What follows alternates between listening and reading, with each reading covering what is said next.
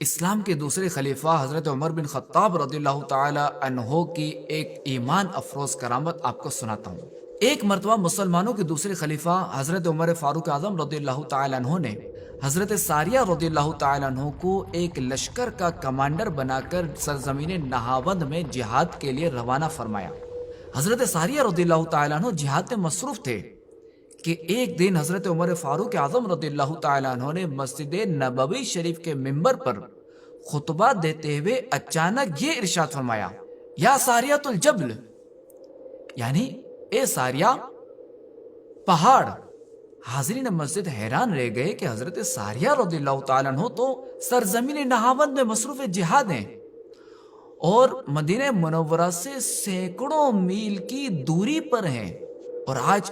امیر المؤمنین فاروق اعظم رضی اللہ تعالی عنہ نے انہیں کیسے پکارا؟ لیکن کچھ دنوں کے بعد حضرت ساریہ رضی اللہ تعالی عنہ کا پیغام لے کر ایک شخص آیا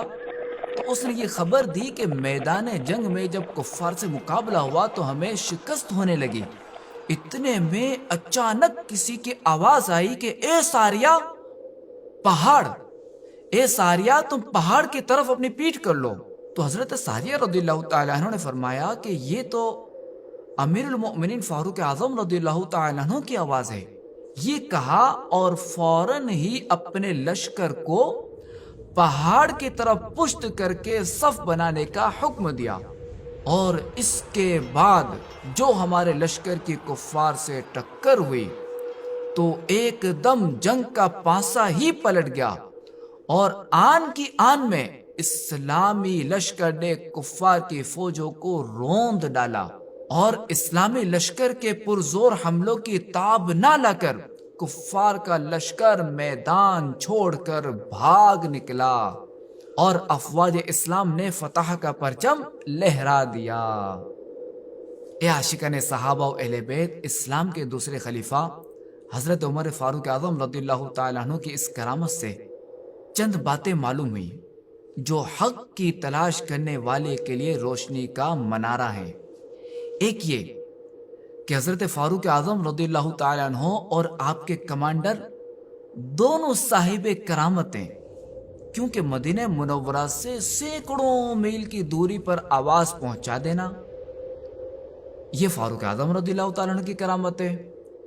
اور سینکڑوں میل کی دوری سے آواز سن لینا یہ حضرت ساریہ رضی اللہ تعالیٰ عنہ اور ان کے جو رفقا تھے ان کی کرامت ہے۔ اور مزید یہ کہ مسلمانوں کے دوسرے خلیفہ فاروق اعظم رضی اللہ تعالیٰ عنہ نے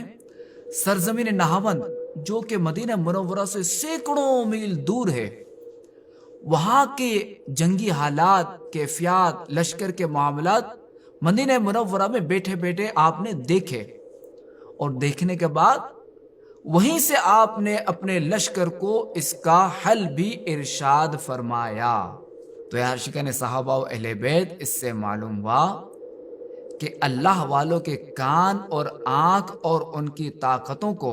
عام انسانوں کے کان، آنکھ اور ان کی قوتوں پر ہرگز قیاس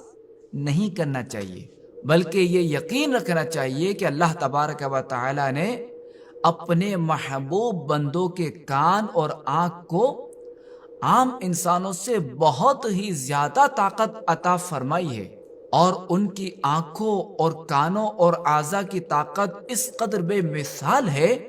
کہ ان سے ایسے نمایاں کارنامے انجام پاتے ہیں کہ جن کو دیکھ کر کرامت کے سوا اور کچھ نہیں کہا جا سکتا۔ سبحان اللہ، سبحان اللہ۔ اللہ پاک کے پیارے اور آخری نبی محمد عربی صلی اللہ تعالی علیہ وآلہ وسلم نے سچ فرمایا، من کان للہ کان اللہ لہ، یعنی جو بندہ اللہ کریم کا فرما بردار بن جاتا ہے تو اللہ پاک اس کا کار ساز بن جاتا ہے۔ اللہ پاک ہمیں ان کی سیرت پر چلنے کی توفیق عطا فرمائے، آمین بجاہ خاتم النبیین صلی اللہ علیہ وسلم۔